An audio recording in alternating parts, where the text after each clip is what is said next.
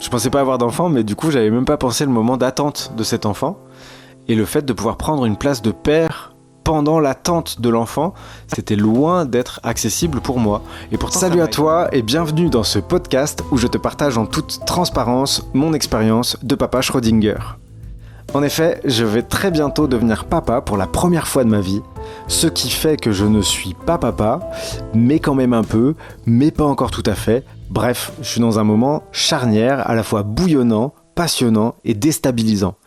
Dans cet épisode, j'avais simplement envie de remercier ma compagne pour ce qu'elle a permis dans le positionnement qui est le mien aujourd'hui et qui va fortement impacter mon positionnement dans la suite des événements. Alors je ne m'étais pas préparé, je l'ai déjà dit dans d'autres épisodes, mais je m'étais pas préparé à devenir papa. Je pensais pas devenir papa un jour, vraiment. Je m'étais plutôt fait à l'idée que ça n'arriverait pas et que j'allais mener une vie beaucoup plus centrée sur l'expérience de mon existence à moi, le fait de vivre plein d'aventures. Et puis finalement, une des aventures, c'est de devenir papa et j'en suis très content. Et quand j'ai appris ça, je m'étais jamais projeté trop dans cette possibilité, donc du coup j'étais un peu... content, mais je savais pas trop quoi faire de cette joie. Et puis je m'étais jamais imaginé tout le processus là que je suis en train de vivre de papa Schrödinger, tout ce que c'est que de voir sa compagne qui dit je suis enceinte, et puis d'aller jusqu'au moment où elle va révéler, donner la vie, où elle va donner d'elle-même pour que cet enfant ait de quoi grandir correctement, où son corps va travailler pendant tout le long, pendant les 9 mois, et puis moi je vais être à côté. Et qu'est-ce que je vais faire à cette place-là ? Je m'étais jamais posé la question parce que je pensais pas avoir à me poser ces questions-là. Et je dois dire que là, j'ai plein de... c'est un peu surfait de dire ça, mais j'ai plein de gratitude quand même si ce mot est galvaudé. J'ai vraiment beaucoup de gratitude pour ma compagne parce que pour elle, il y avait une évidence à me laisser une place importante dans ce moment de préparation et de bouleversement pré-naissance. C'est-à-dire pendant vraiment ce stade de gestation, elle m'a laissé une place, elle m'a même indiqué une place, je dirais. Et donc du coup, c'est vrai que, en plus, j'ai un esprit de contradiction assez développé et j'aurais pu vraiment m'opposer à la place qu'elle me donnait simplement par réflexe. Parce que je fais partie de ces gens qui préfèrent penser par eux-mêmes et qui, dans un premier temps, quand on leur fait une proposition, ont quand même tendance à dire non, puis à considérer l'offre et à revenir en disant « Ah oui, finalement, j'ai réfléchi, c'est bon ». Mais par peur d'être absorbé, je crois que ça fait partie de mes plus grandes peurs et peut-être qu'un jour, ce sera plus là, mais c'est la peur d'être absorbé par l'autre qui est à la fois un désir, enfin bon, je vais pas aller plus loin là-dessus, mais vous voyez à peu près le truc, c'est le désir de fusion et la peur de la fusion en même temps, qui quelque part est encore un peu là, même s'il y a beaucoup de choses qui ont été traitées là-dessus, c'est encore un peu là. Parce que ça a été fondamentalement présent au départ et que du coup c'est difficile d'annuler ces bases, voire j'ai pas envie de le faire, et donc du coup j'ai envie de faire avec. Et là je suis en train de faire avec, donc je vois bien que en temps normal, j'aurais commencé par m'opposer à ce qu'elle me proposait, et peut-être même que c'est un petit peu ce que j'ai fait. Je pense que ça se voit plus de l'extérieur que quand on a des réflexes de cet acabit. Je suis pas sûr de pas avoir fait ça. Je me pose la question. Mais en tout cas, s'il y a eu hésitation, s'il y a eu refus de principe, il a été de courte durée. En fait, j'ai ma compagne qui m'a tellement indiqué cette place-là et que derrière, elle a tellement mis justement le fait qu'elle voulait ne pas me perdre pendant ce processus parce que effectivement, c'est son corps qui va travailler. C'est elle qui porte l'enfant, mais ça veut pas dire que je sers à rien. Et ça veut pas dire que je peux rien faire de la place qui est la mienne. Et ça, c'est une découverte fantastique. C'est une découverte incroyable. C'est-à-dire que je pensais pas. Je pensais pas avoir d'enfant, mais du coup, j'avais même pas pensé le moment d'attente de cet enfant. Et le fait de pouvoir prendre une place de père pendant l'attente de l'enfant, c'était loin d'être accessible pour moi. Et pourtant, ça m'a été tellement indiqué de façon précise et sans scier, parce que vraiment, c'était solide comme proposition. J'aurais pu m'y opposer, mais je pense que c'était pas une bonne idée. Et du coup, avec du recul, je suis très content qu'il y ait eu cette impulsion de sa part. Je n'aurais pas pu créer cet élan de moi-même, parce qu'en fait, c'est quelque chose que que j'avais jamais interrogé, puis qu'on m'avait jamais communiqué comme étant possible. Enfin, il y avait vraiment quelque chose d'inconnu là-dedans, de dire tiens, tu peux être un papa Schrödinger actif dans la sécurité du couple, dans la sécurité que va ressentir ma compagne, dans le fait de me tenir au courant, de m'informer, de savoir ce qui se passe, d'être en lien avec elle sur les différentes étapes qui se présentent au cours de ce parcours. Parce que il y a des rendez-vous médicaux, il y a des questions qui se posent, il y a comment on va préparer ce moment de l'accouchement, etc. Et donc d'y être intégré sans réfléchir par ma compagne, ça m'a beaucoup aidé à prendre cette place-là que je regrette pas du tout et même que je trouve vraiment vraiment chouette parce que je sais que derrière ça va aussi orienter la place que je vais prendre en tant que père quand il sera là, l'enfant.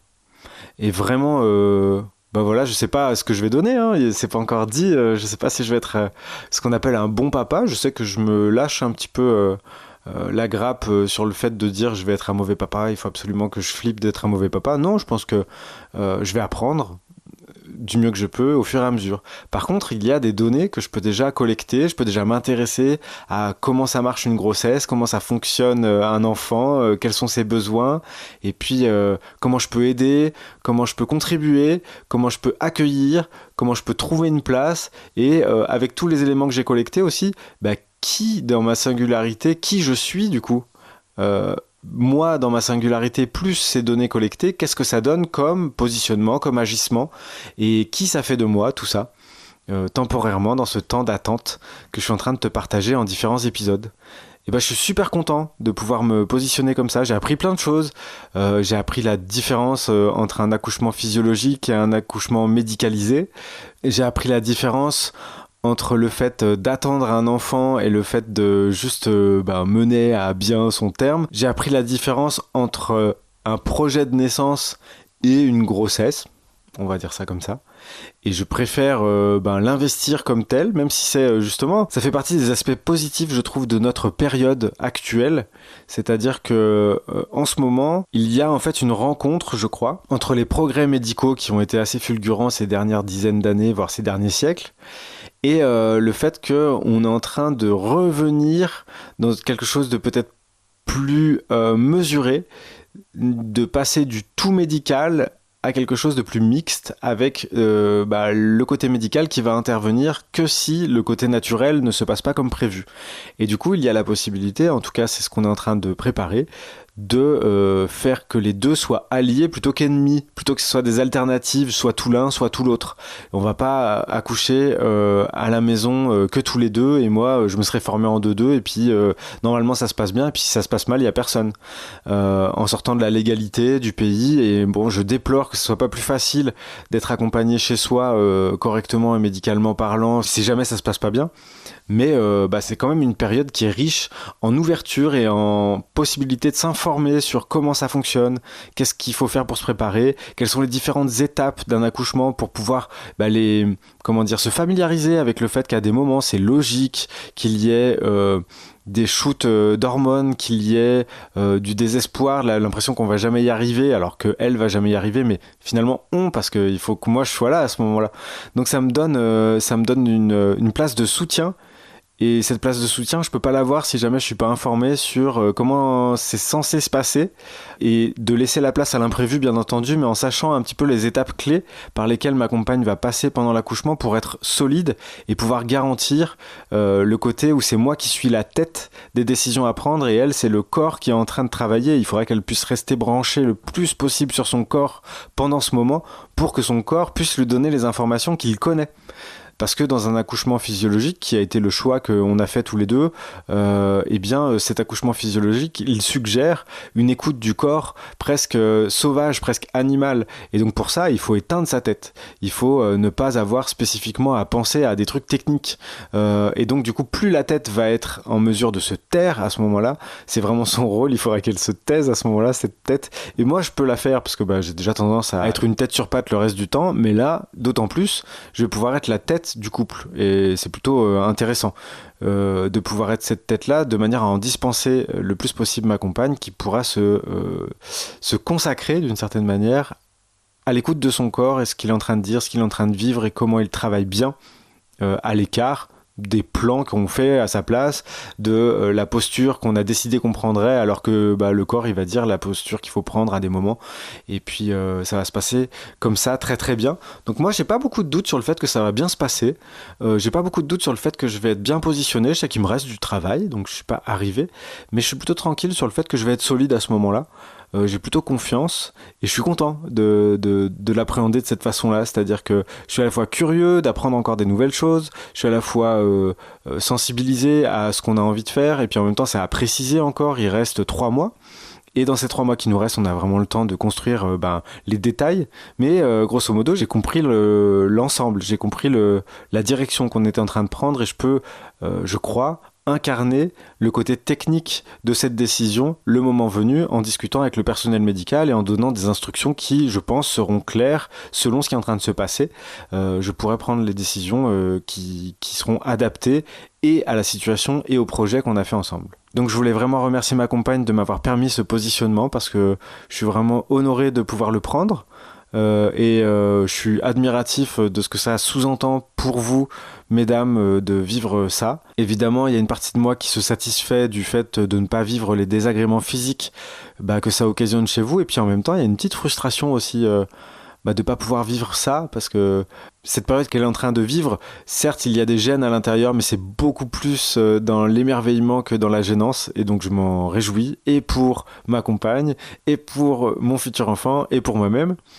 Et je sais que ça va bien se passer, que je vais tenir ce rôle avec fierté, avec toute la bonne volonté qui est la mienne. Et puis voilà, je vais faire au mieux avec qui je suis. Et j'en suis vraiment content.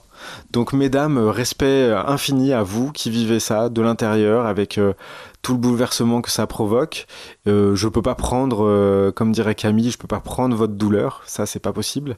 Par contre, ne la ressentant pas de la même façon, étant exempté de douleurs physiques directement liées au fait d'avoir un être vivant qui se fabrique à l'intérieur de moi, eh bien je peux avoir un autre intérêt, je peux me positionner ailleurs où il y a besoin d'un soutien solide, d'un soutien présent, adapté, vivant, et puis d'une certaine sérénité. Donc je vais essayer de me positionner là du mieux possible.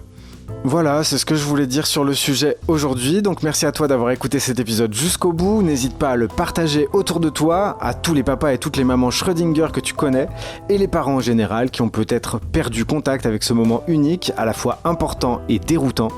Tu peux mettre un petit pouce en l'air si ça t'a plu, t'abonner à la chaîne bien entendu. Je te souhaite une merveilleuse expérience et je te dis à bientôt.